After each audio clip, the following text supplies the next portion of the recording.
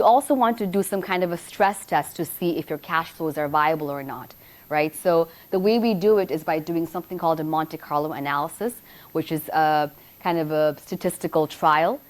It puts the financial plan through 1,000 different scenarios. Some of it have happened, some of it have not even taken place, like a war and a recession at the same time, or a depression.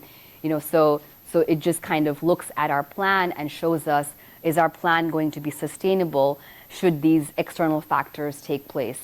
And for this sample client, their probability of success, which means that they never run out of money, success is not running out of money, is 35%, which means that there is a 65% chance of them running out of money despite having such a healthy income.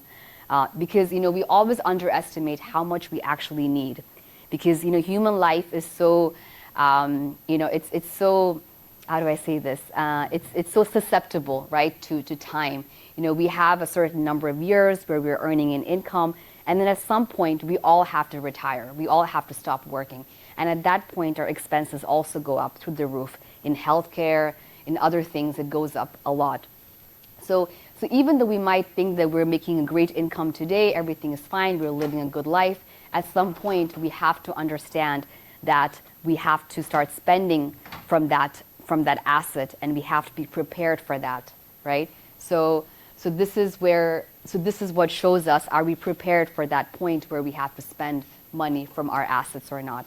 And this shows that this sample client is not prepared, because there is a big chance of them running out of money at some point in their life.